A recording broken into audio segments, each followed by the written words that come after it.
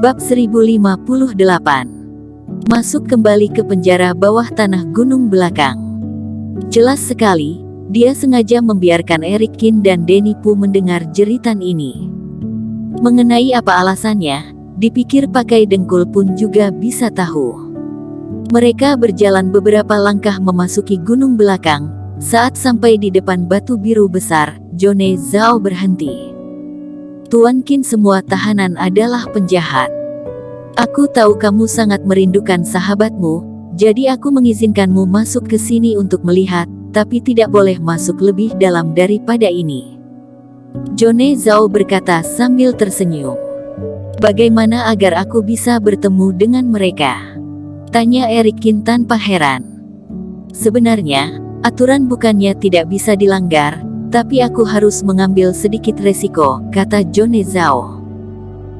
Aku akan berterus terang, aku telah berkultivasi sampai puncak fase keilahian level puncak, aku membutuhkan pil mujarab untuk membantuku naik ke fase selanjutnya.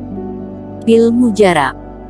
Denny Pu menarik nafas dalam-dalam, pil sangatlah mahal, belum lagi yang bisa membuatnya tidak lebih dari 3 orang, selain itu sulit untuk mendapatkan bahan yang dibutuhkan. Boleh. Tapi yang mengejutkan Denny Pu, Eric Kin menyetujuinya tanpa berpikir. Asalkan ada pil mujarab ini, kamu akan membiarkanku bertemu dengan Ye Zun dan si brewok kan? Eric Kin berkata sambil menatap Jone Zhao. Tentu saja, aku akan menepati janjiku. Kurasa kamu sama sekali tidak punya rumput roh kan? Sayangnya, aku sama sekali tidak punya, kata Jone Zhao. Tidak masalah, aku punya, sekarang aku akan membuatkannya untukmu. Mata Eric Kin sedikit bergerak, dia mau berlama-lama lagi. Sebab itu dia mengayunkan tangannya, tungku dewa muncul di hadapannya, dan Eric Kin langsung memurnikan obat di gunung belakang. Di lembah meteorit, dia mendapatkan banyak obat mujarab Yao Huang, ini cukup untuk membuat pil mujarab tingkat 8. Api mulai bergelora, dan tungku dewa mengeluarkan suara mendidih. Melihat sebutir demi sebutir Yao Huang yang dilemparkan ke dalam tungku, mata Denny Pu penuh dengan rasa sakit hati. Meskipun Eric Kin tidak mengatakannya, dia tahu untuk mendapatkan benda berharga ini dia harus mempertaruhkan nyawa. Dan sekarang, semuanya telah diambil oleh Jone Zhao. Menatap setiap butir Yao Huang yang dimasukkan ke dalam tungku, nafas Jone Zhao menjadi semakin berat. Bang! Tidak lama kemudian, tungku dewa mengeluarkan asap, 8 awan pil terbang, dan memancarkan cahaya. Pil mujarab tingkat 8. Mata Jone Zhao penuh dengan keserakahan, dia meraih pil mujarab yang dilemparkan oleh Eric Kin. Dengan adanya awan pil ini, dia tahu ini asli. Baik, aku akan mengambil resiko dan membawamu menemui Ye Zun dan si brewok. Menyimpan pil mujarab itu, Jone Zhao mengangguk dengan puas dan melangkah menuju penjara. Denny Pu bergegas mengikuti, setelah Eric Kin menyimpan tungku dewa dia mengikuti di belakang. Semakin dekat dengan penjara, kekuatan tekanan formasi semakin kuat. Saat sampai di dekat pintu masuk penjara, kekuatan itu seperti batu besar yang menimpa tubuh mereka dan membuat mereka tidak bisa bernapas. Eric Kin sedikit mengernyitkan dahinya dan memperlambat langkah kakinya, keringat Denny Pu bercucuran dan wajahnya memerah. Oh, aku lupa bilang. Jone Zhao berhenti lalu tersenyum seolah-olah dia tahu apa yang terjadi di belakang. Penjara dikelilingi oleh formasi yang besar, tekanannya sangat kuat. Biasanya putra suci pun tidak bisa menahannya. Hanya orang yang memiliki batu giok tempat ini yang tidak akan terpengaruh dengan formasi ini. Apa kalian mau batu giok ini? Aku rasa kamu tidak akan memberikannya kepadaku, kata Eric Kin. Tentu saja tidak, asalkan kamu membantuku membuat satu pil mujarab tingkat 8 lagi, aku bisa memberikan batu giok kepada kalian, tapi hanya kali ini saja. Jone Zhao berkata sambil tersenyum. Ekspresi wajahnya, seolah menunjukkan persyaratan ini adalah anugerah bagi mereka berdua. Cih, Kamu kira pil mujarab adalah air putih? Erik Kin, aku tidak akan masuk, kamu masuk saja. Danny Pu mendengus lalu duduk di lantai dengan agak kesal. Tekanan di sini membuatnya sedikit sulit bernapas, di depan mungkin akan lebih sulit lagi. Tapi sebuah tangan terulur dan menarik Danny Pu.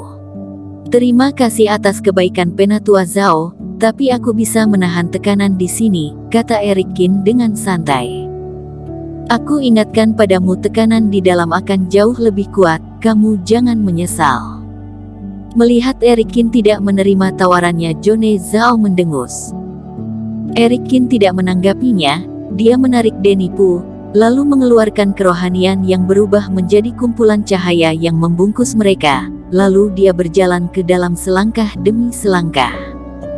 Aku ingin melihat apa yang bisa kamu lakukan, cibir Jone Zhao. Erik Kin menginjak batu biru keras hingga meninggalkan 2 jejak kaki, suara gemuruh di sekelilingnya, dan aura tak terlihat yang tak terhitung jumlahnya menekan kepala Erik Kin. Hal ini membuatnya sulit berjalan dan setiap dia melangkahkan kakinya, seolah-olah ada gunung besar di pundaknya. Apakah ini penekan kerohanian? Erik Kin mendongak dan menatap formasi di atasnya dengan tatapan dingin. Hal ini mengingatkannya pada tekanan di perpustakaan Kaisar Iblis yang berada di kota Kekaisaran Iblis. Sangat familiar dengan kekuatan ini, Erik Kin tentu tahu bagaimana memecahkannya. Dia menggerakkan pikirannya, lalu tengkorak emas di lautan kesadarannya mengeluarkan tekanan yang mengejutkan. Aura ini seperti pedang tajam, sangat padat, dan terbang keluar dari tubuh Erik Kin, seperti petir, yang menyambar formasi ini. Bam! Tiba-tiba terjadi getaran di tempat itu, seperti gempa bumi. Di hadapan Jone Zhao formasi tempat ini berubah menjadi serpihan pecahan kaca yang tak terhitung jumlahnya. Danny Pu menatap Erik Kin dengan heran dan gembira. Dari balik lapisan cahaya dia juga bisa merasakan tekanan menyiksa sebelumnya langsung menghilang. Dan semua ini, tentu saja, ada kaitannya dengan Erik Kin. Di gunung belakang para sipir terbangun dari latihan mereka, mereka datang satu persatu dan melihat sekeliling dengan heran. Penatua Zhao, sepertinya formasimu rusak. Danny Pu menyeringai kepada Jone Zhao. Semuanya kembali, tidak terjadi apa-apa.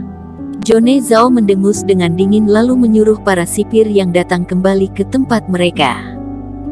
Dengan sakit hati dia mengeluarkan Reiki, dan mengumpulkan semua formasi di sekeliling. Kalau tidak, jika dirusak lagi oleh Erik Kin, dia akan mengeluarkan banyak darah. Mengenai meminta pertanggungjawaban Erik Kin, dia tidak melihat bagaimana Erik Kin menghancurkan formasi, dan dia sama sekali tidak punya bukti. Dalam sisa perjalanan, mungkin karena guncangan Erik Kin mengejutkan Jone Zhao, dia tidak melakukan apa-apa lagi. Sel tahanan gunung belakang terlihat gelap dan dingin seperti biasanya, lembam dan berbau amis darah. Sejak Erik Kin pergi, entah berapa banyak tahanan yang tewas di dalam. Jone Zhao langsung membawa Erik Kin dan Danny Pu ke lantai 2. Danny Pu sedikit gugup. Dia pun belum pernah menjenguk Ye Zun dan si brewok di sel tahanan. Kedatangan Jone Zhao membuat banyak narapidana di dalam penjara heboh. Ada yang memohon dan berteriak, ada yang melihat dengan acuh tak acuh dan tetap diam. Semuanya tenang. Sorot mata Jone Zhao terlihat dingin, dan dia memberikan isyarat dengan matanya kepada sipir di sekitarnya. Para sipir langsung tersenyum dan mengangguk. Mereka membuka formasi di dalam sel tahanan, lalu mengikat narapidana, kemudian mencabut cambuk khusus dan memukuli mereka. Jangan pukul lagi, aku mohon. Aku difitnah, lepaskan aku. Tubuh satu persatu tahanan terluka dan menjerit kesakitan dan memohon ampun. Tapi para sipir ini seakan tidak mendengar, dan tawa mereka semakin kejam. Para narapidana ini sudah lama ditahan. Kepribadian mereka tidak baik, jika tidak diberi pelajaran akan sulit dikendalikan. Ketika suara-suara di sekitarnya berkurang, Jone Zhao tersenyum dengan puas lalu melewati beberapa belokan dan sampai di depan sebuah sel tahanan. Ternyata mereka dikurung di sini. Hati Eric Kin sedikit tergerak, dia tahu betul tempat ini tepat di mana dia bertemu tetua hitam dan binatang tauren. Bersambung. Terima kasih telah menonton video ini sampai akhir. Jangan lupa subscribe dan nantikan kisah episode selanjutnya hanya di Novel Story. Salam.